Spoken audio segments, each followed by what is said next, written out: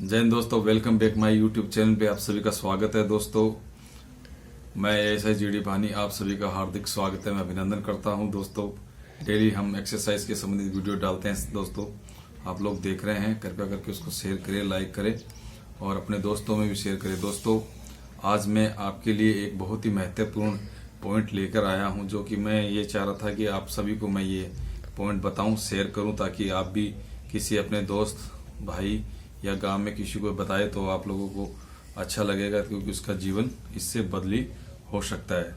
तो दोस्तों महत्वपूर्ण बात यह है कि हमारी सीआरपीएफ के अंदर एएसआई स्टेनो और हेड कांस्टेबल मंत्रालय की विज्ञप्ति जारी हुआ है। दोस्तों ये बहुत ही अच्छी वैकेंसी है, इसको आपको तैयारी करना चाहिए। दोस्तों इसमें दोस्तों कुल पदों की संख्या है 1458 पद है, जो कि दोस्तों आपकी एक परमानेंट जॉब है, बहुत ही अच्छी सर्विस है। इसमें सबसे बड़ी बात यह है कि ये मेल और फीमेल दोनों इस भर्ती को फॉर्म है वो फिलअप कर सकते हैं, भर सकते हैं। और ये बात आप सबको शेयर करिए दोस्तों, ताकि किसी न किसी का एक जीवन है वो बदली हो सकता है।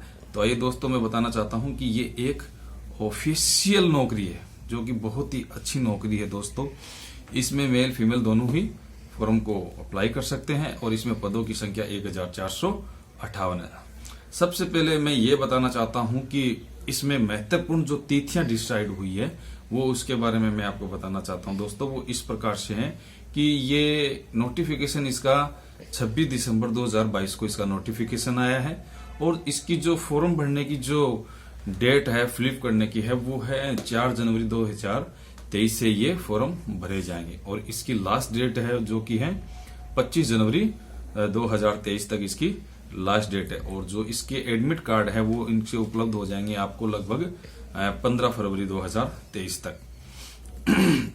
और इसकी एग्जाम डेट की मैं बात करना चाहता हूं। दोस्तों इसकी एग्जाम डेट है 22 से 28 फरवरी के बीच में इसका एग्जाम होगा। तो दोस्तों मैं आपके पास में कम से कम भी अभी 2 महीने का समय है। अगर आप इस नौकरी को हासिल करना चाहते हो, अगर आपके दिमाग में, दिल में आपके जज्बा है कि फौज में जाना चाहता हूं और एक वर्दी पहनने का आपके अंदर एक जज्बा है, तो दोस्तों तैयारी करना शुरू कर दीजिए। ये कोई बड़ी चीज नहीं है, आप थोड़ी तैयारी करोगे तो आप इसके अंदर बिल्कुल ही आप ये है कि आप कामयाब हो जाओगे। तो दोस्तों अब आपको मैं बताता हूं कि अब बात हम करेंगे कि इसमें पद कितने हैं। तो ये बात सबसे महत्वपूर्ण बात है कि ये बताना जरूरी है कि इसमें पद कितने हैं। तो दोस्तों मैं ये बताना चाहता हूं कि किस पोस्ट के लिए कितने पद हैं।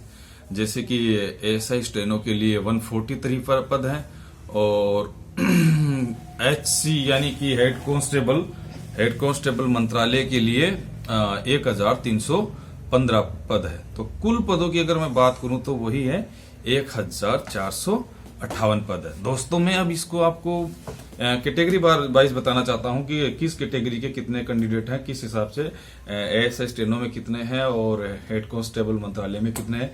तो बात करना चाहूंगा दोस्तों मैं एएसआई स्टेनो में अगर हम बात करें तो जनरल के 58 पद है, और ओबीसी की बात करूं तो 39 है, और एससी की बात करूं तो 21, और एसटी की बात करें तो 11, और ईडब्ल्यूएस की बात करें तो 14 पद है। तो कुल मिला के 143 पद है वो क्या है, एएसआई स्टेनो के हैं सर। और इसके अलावा हेड कांस्टेबल मंत्रालय की बात करें हैं तो जनरल के अंदर इसके 532 पद हैं, और ओबीसी की बात करूं तो 355, और एससी के 197, और एसटी के 99, और इसके अलावा ईडब्ल्यूएस के 132। तो कुल मिला के 1315 है वो हेड कांस्टेबल के पद है। अब दोस्तों मैं आपसे बात कहना चाहूंगा कि इसकी एज लिमिटेशन भी होता है। तो एज लिमिटेशन मैं आपको बताना चाहता हूं कि इसके अंदर कौन कौन जिसकी एज है वो उसको फॉर्म को फिलअप कर सकते हैं। तो दोस्तों इसकी एज 18 साल से 25 साल वर्ष तक होनी चाहिए। जिन अभ्यर्थियों का जन्म 26/1/1998 से पहले या 25/1/2005 के बाद नहीं होनी चाहिए। तो ये इसका एज का लिमिटेशन है दोस्तों। अब मैं बात करना चाहता हूं कि आपके सबके दिल में एक सवाल होगा कि क्या आयु सीमा में छूट है। तो दोस्तों बिल्कुल हाँ, आयु सीमा के अंदर इसके अंदर बिल्कुल छूट है। इसके अंदर क्या है कि जैसे कि ओबीसी के अंदर 3 वर्ष का छूट है, और इसके अलावा SC ST 5 वर्ष, और एक्स सर्विसमैन जो हमारे होते हैं फौजी भाई, जैसे आर्मी, नेवी, एयरफोर्स के, वो एक्स सर्विसमैनों के लिए 3 वर्ष की छूट होती है। तो दोस्तों इसके बाद हम बात करते हैं शैक्षणिक योग्यता। तो योग्यता आपकी कितनी है, क्या है, वो आपको मैं बताना चाहता हूं कि एक हेड कांस्टेबल मंत्रालय के लिए किसी भी मान्यता प्राप्त बोर्ड से आपका 10+2 होना चाहिए, और साथ ही आपको इंग्लिश में टाइपिंग, इंग्लिश की टाइपिंग की बात करें तो 35 वर्ड्स है वो प्रति मिनट आपको टाइप होना चाहिए। लेकिन ये बात का मैटर है, लेकिन ये हो जाएगा ये तो बाद में, लेकिन इतनी प्रक्रिया है वो पहले करनी है। इसके बाद में इंग्लिश का बता दिया मैंने, और हिंदी टाइपिंग की बात करें तो 30 वर्ड्स है प्रति मिनट है। तो ये था इसका टाइपिंग का था दोस्तों। और ऐसे स्टेनो की बात करें तो सेम वही प्रोसीजर इसके अंदर है कि किसी भी मान्यता प्राप्त बोर्ड से आपका 10+2 होना चाहिए दोस्तों। तो दोस्तों में इसमें सबसे बड़ी बात अगर हम करें तो सबसे बड़ी बात यह है कि दोनों पदों पर, जैसे कि हेड कांस्टेबल मंत्रालय और ASI स्टेनो, दोनों पदों की अगर हम बात करते हैं तो इसके अंदर 10+2 ही इसके अंदर मांगा गया है। तो इससे खुशी की बात क्या हो सकती है कि दोनों पदों के लिए एक ही शिक्षण योग्यता मांगी गई है, जो कि बहुत ही एक अच्छा है। एक बात दोस्तों मैं अपने आप ये बताना चाहता हूं कि इस बात को आप अपने ज्यादा से ज्यादा दोस्तों के अंदर शेयर करें, इसको शेयर करो, इसको शेयर करें, जल्दी से जल्दी इसको शेयर कर दो आप, तो जिसके अंदर काफी लोगों को इससे फायदा मिलेगा। जिससे कि क्या है कि आप किसी न किसी भाई को बताएंगे कि ये वैकेंसी सीआरपीएफ के अंदर आ रखी है। तो सीआरपीएफ एक बहुत ही बड़ा फोर्स है। वर्ल्ड की बात करें तो वर्ल्ड की सबसे पैरामिलिट्री फोर्स है, और इसका आप ज्वाइन करते हो तो काफी है, अच्छी बात है, और एक ऑफिशियल अच्छा जॉब है ये, और आपकी एक तरीके से एक परमानेंट ही ये जॉब है। फिर दोस्तों बात आती है अभी की इतनी प्रक्रिया करने के बाद में आपकी शारीरिक योग्यता क्या होगी। तो शारीरिक योग्यता की अगर हम बात करें तो जनरल, ओबीसी और SC कैटेगरी के लिए पुरुषों की हम अगर बात करें तो 165 सेंटीमीटर हाइट चाहिए, और महिलाओं के लिए 155 सेंटीमीटर हाइट चाहिए।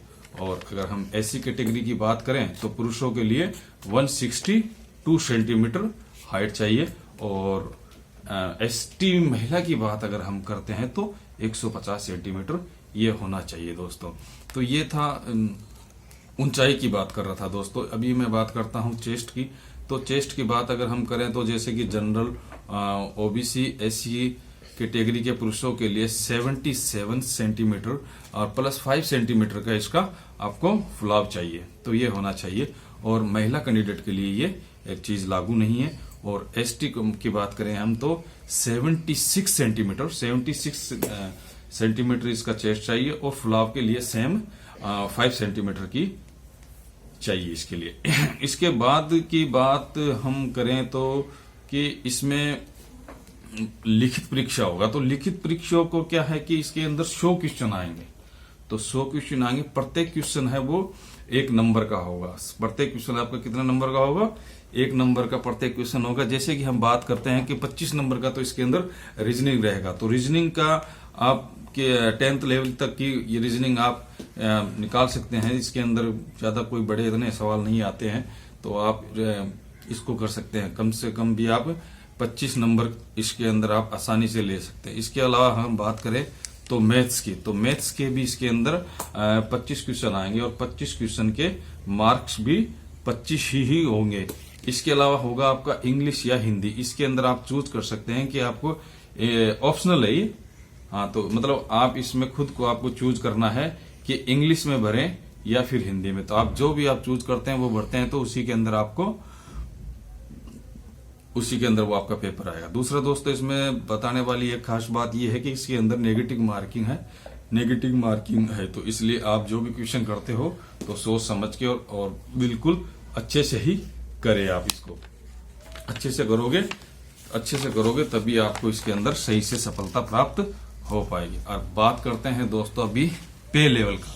तो पे स्केल की तो बात करना बहुत जरूरी है, क्योंकि पे तो बहुत ही, पे नहीं तो फिर कुछ भी नहीं है। तो पे लेवल की बात करते हैं दोस्तों हम। तो पे लेवल की हम बताना चाहता हूं आपको कि जो ASI स्टेनो है इसका लेवल 5 आता है, जिसका पे स्केल रहेगा 29,200 से 92,300 तक रहता है इसका।